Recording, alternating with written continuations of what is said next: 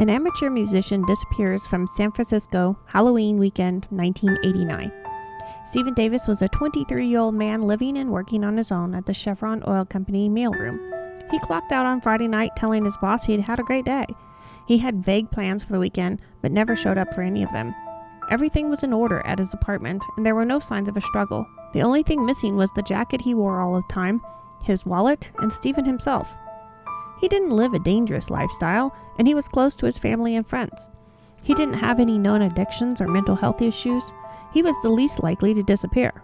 He was, however, seeing a married woman. Her husband was in prison on drug charges at the time, and just before he was released from jail, she broke things off with Stephen. It is still unclear how close of a relationship they really had, but could this have been enough to make Stephen want to start a new life somewhere else? Police investigated the woman's husband and say they do not believe he had anything to do with the disappearance of the young musician. So what happened to Stephen Allen Davis on Halloween 1989? Did he meet with foul play? Or did he run away and start over somewhere else? His family doesn't believe so. They don't believe he would have put them through this for 36 years. So what happened to Steve?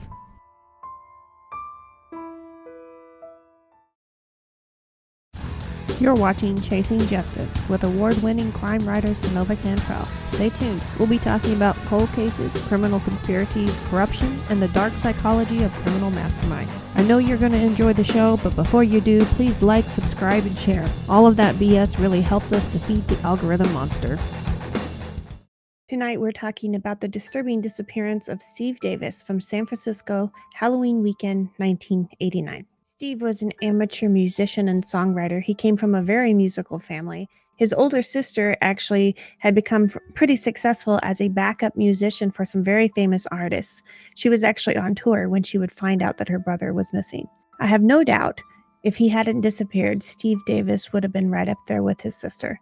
Steve was living alone at an apartment in San Francisco at the time of his disappearance. He was working at the Chevron Oil Company in the mailroom at the time. He clocked out on Friday evening and told his boss that he'd had a great day. He also had vague plans for the Halloween weekend, but he wouldn't show up for any of them. Now his family was left behind scrambling, trying to figure out what happened. Steve was one of 4 siblings. He had an older sister and he had 2 younger brothers. Now he was a very creative person. He loved to sing and play music and to write songs. He was on his way to become a musician himself, like his older sister. He also liked to make little videos and wanted to get into the movies. He was a very good-looking young gentleman and had been kind of coaxed into maybe becoming a model. So he had been kind of checking that out just a little bit, kind of digging into that. He was just a 23-year-old man out on his own, trying to find his footing and trying to find his path in life. He had very vague plans for the Halloween weekend, but basically he was going to go home for the weekend and spend time with family. His family lived about a 30-minute bus ride away. He was never too far from his family and checked in pretty periodically. It wasn't an everyday thing, but they always kept tabs of each other. Now, of course, we're talking about in 1989. This was before everyone had cell phones, so it was actually common to go off and do your own thing and be independent and just check in with family periodically. So this is a little different society than what we're used to now, where everyone is connected constantly.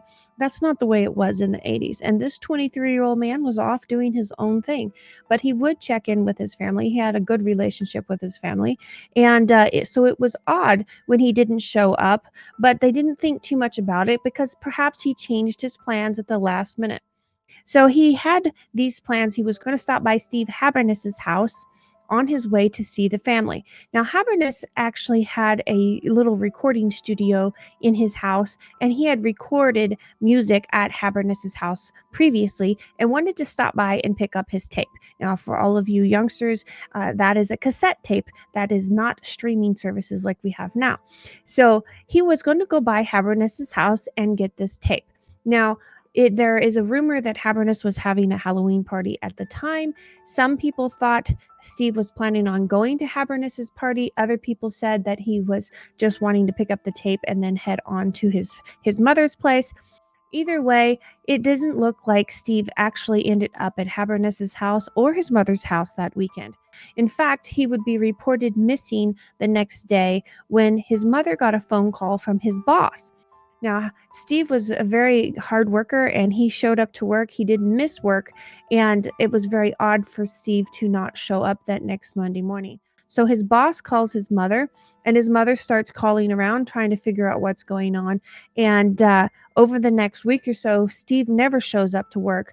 And by then, they're starting to worry. So the family is starting to get into that little bit of a panic mode, thinking what's going on. Now, they go into his apartment, and now his apartment, there was no disturbance there. There was no break-in, there was no signs of violence in the house, there was nothing disturbed in the house. They found that receipt on the table undisturbed. They also found the paper was on the table. So he had made it home from work. So he had taken a bus, gone by the store, and came home. So we know at least he made it back to his apartment. Now we do not know what happened after that. Nowadays there's surveillance everywhere. People, you're on your phone, you can track through your phone, there's so many ways to track people that just weren't available in 1989. Now, he didn't even go to a bus station. Where he lived, he could stop by several different bus stops and get where he needed to go. So there wasn't even a bus station. We don't know if there's any video surveillance even available at those bus stops, um, because of the time, just the timeline and the year. Back in 89, there wasn't cameras everywhere. So we don't know if he left his apartment on his own accord. Did he open the door for somebody with a weapon and they coax him out of the house?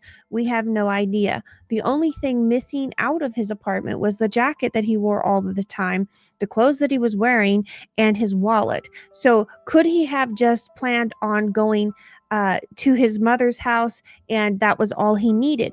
I have a tendency to wonder if he was planning on spending the night, wouldn't he have taken a bag with some clothes? But they don't show that any of that kind of thing was missing. So, did he ever leave the house on his own free will? Is the thing that I question.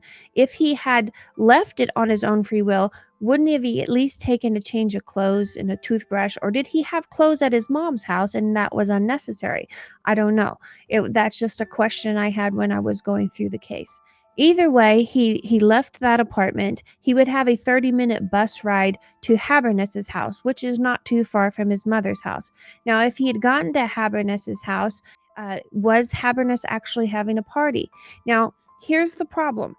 There were things said periodically that made people wonder at the beginning if Steve just didn't step away and he left on his own accord and started over somewhere else.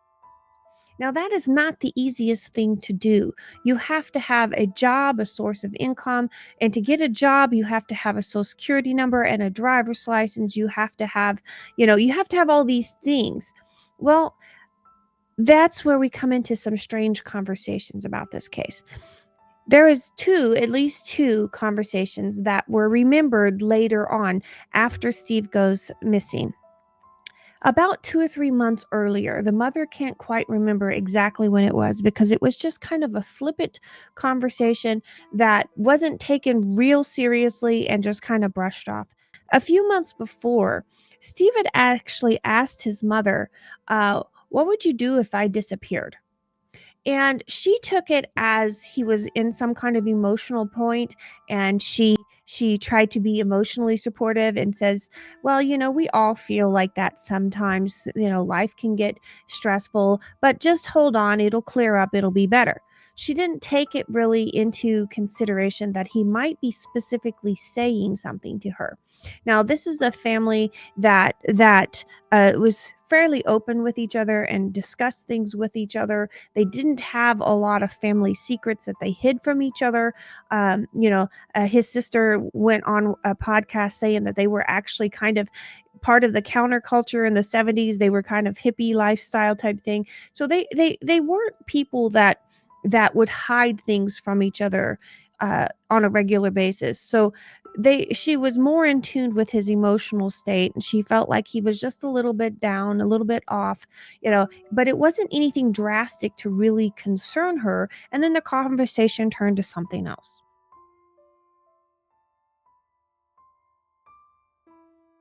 That is the first time. Now, the second time that something was mentioned, this is a friend who contacted the family after he went missing. And this friend said, "Well, a couple summers back, I remember him saying something. And it was along the lines of, I wonder how somebody would get a new social security number." And then it was just like the conversation turned and went on. So were these two strange conversations? Were they actually someone who is stressed out and wishing, fantasizing about, oh, it'd be nice to run off and do something different and not have to deal with all this anymore? Or was it somebody who was serious? Now, this is where things take a darker turn. Since they were actually told these things and told the police investigated, but they didn't push real hard. No one thought this boy was really into anything dark. They didn't think he was, overly violent. They didn't think that he was in drugs or in anything he that was in a risky lifestyle whatsoever. He didn't seem to have any mental health issues, but he had one thing that I think could have really been a potential problem, and that is he had a relationship with a woman whose husband was in prison on drug charges. Now, some of the family says, oh, they were just friends. Other parts of the family says no, that he really cared about her, and this was something, more intimate than that. They were actually dating, so we don't know if they were dating or if this was just they were friends and they liked to hang out together. But either way, this woman's husband got released from prison at approximately the same time that Steve goes missing. She broke it off with Steve about a week before her husband was to be released. Now, Steve was reportedly not real happy about this, but he decided to just take it and deal with it. But he did help her move, so he went ahead and helped her move, and then her husband came home. Now, the police supposedly that was their first major lead, so they went and investigated the husband, and they said they do not believe he had anything to do with Steve's disappearance. I don't know how they got to that conclusion. They haven't released anything, but to me, that's the most viable thing. If he was dating a married woman whose husband just got out of prison and then he vanishes, to me, that's kind of an obvious line of thought there. But the police somehow said they do not believe he had anything to do with it. Then there's something else. One of his friends, he told a family member that a friend confided in him that he had killed his wife. Now, he never would tell this family member who this friend was, and the police couldn't figure out which friend of his killed his wife, because most of his friends were his same age group. Most of his friends weren't married and hadn't been married. And so they were struggling to try to figure out which one of Steve's friends actually had a wife and that died or disappeared. And they never could quite figure that out. So that tells me that the family didn't know everything about Steve. And that's standard. I mean, you got a 23-year-old man out on his own. He's not going to call home and tell his mama about everything. That's standard. But that tells me there is something on a little bit darker level that he has a friend no one knows about. And this friend said he killed his wife.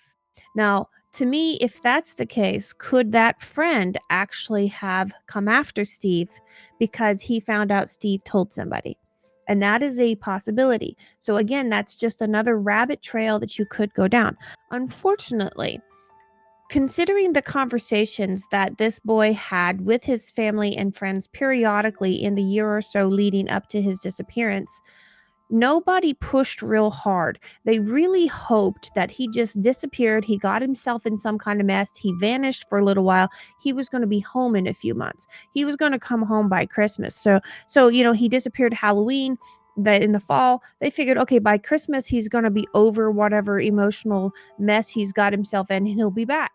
He didn't come home for Christmas. He didn't come home for birthdays. He didn't come home for Mother's Day. He didn't come home for anything. And so then the family starts panicking. Of course, by this point, that window of opportunity of being able to get that vital information of what happened had passed. And the police had supposedly had conducted interviews with Haberness and conducted interviews with this married woman that he was seeing, conducted interviews with her. She did come forward and try to talk to the family and try to help because she was very concerned about him going missing. Um, they conducted interviews with her husband. They conducted interviews with everybody that they could come up with. We still aren't sure if Haberness actually had a party that night or if the police actually talked to those people at that party. It would be nice to know if there was people there, if anybody had seen this boy show up to that property, because we don't know. Somewhere from outside his front door to Haberness's house, he vanishes. So if his plan was actually to go to Haberness's house, either for the party or the cassette tape, we need to know if he made it there. We don't know if he ever stepped foot on that property. And if we could find that out, then we would know a lot more of what could have happened to this man. Instead, we are stuck in this 30-minute bus ride. He's vanished somewhere in there. Did he ever get on the bus? Was there a bus driver that remembered picking up a 23-year-old man at this specific stop that he was at? Did they interview bus drivers? We don't know, because at the beginning, everybody was taking this as this man has just decided to leave. The basics of this story are the same. You've got a 23-year-old musician who has plans and has goals in life, and who's wanting to go somewhere and be something. He was very ambitious. He wanted to be the biggest, the best, and he would have accomplished something with that kind of fire in his soul. He would have accomplished something, and we will never know what he could have accomplished if he had gotten to follow his dreams and chase his dreams. Now, we do know that his family, after 5 years, ended up having him legally declared dead, just so they could clean up all the stuff legally. But we don't know for sure that he is. There's always a chance, but it's very, very rare to think that he would disappear for this amount of time. And considering the fact that he had a good relationship with his family, he didn't have, as far as we could tell, there was no major arguments with his father. There was no major arguments with his mother. He didn't have animosity towards any of his siblings. He was pretty close to all of them, as close as you.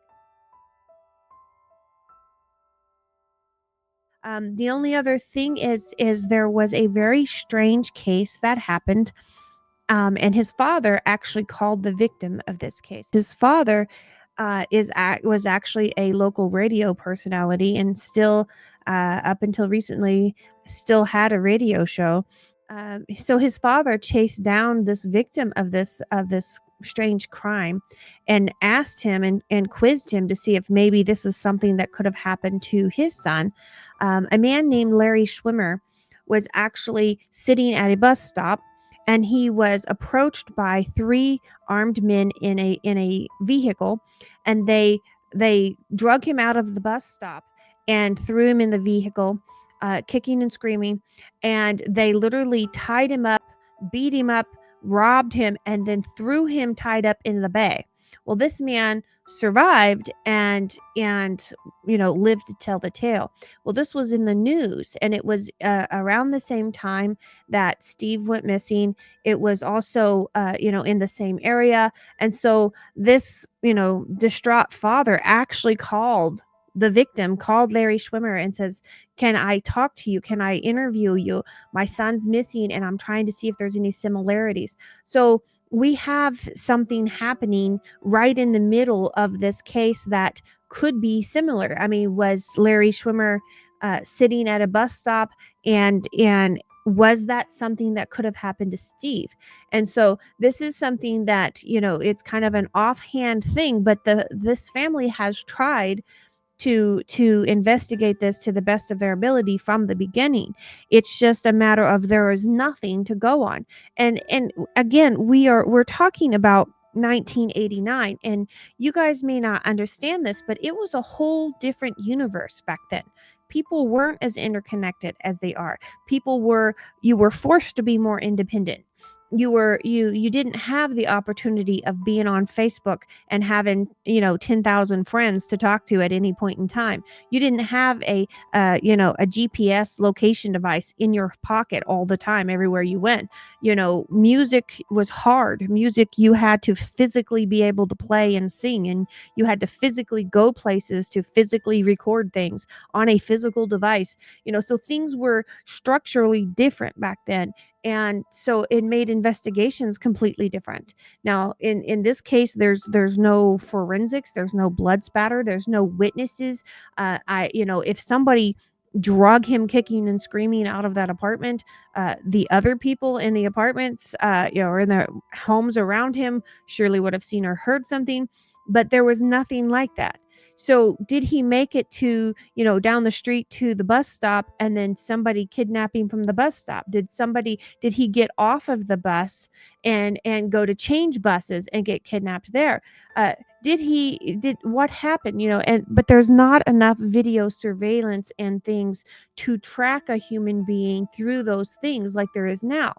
Now there's cameras on every street. There's cameras on one. There's a camera at least on every other building down the street. There's cameras on bus stops and cameras on at the bus stations and cameras on buses. So it's one of those things where it was harder to investigate things back then than it is now. But in reality, there were people trying to find this man, and they talked to everyone they could. They've collected all of the information they could, and yet we're still nowhere. And so this is one of those cases where there's not enough information out there to really go anywhere, but somebody had to have seen something. So if we can take this video and share it to everybody that you can, somebody, maybe he made it to Haberness's house and there was a big party there, and so Haberness just didn't see him, but somebody else at the party said, oh yeah, I saw Steve, he showed up, he went and got the tape and he left, I seen him at this time. If there was 30 people there, Haberness may have not seen him. So we need whoever saw this boy last to come forward. It's been years. It's been too long, and this family has had to grow and learn how to function without part of their family around. So if you know anything about Steve Davis, if you know anything about this young man, please come forward and talk to the police. I'll have the number available for you, and I will see you guys next week. Bye, guys.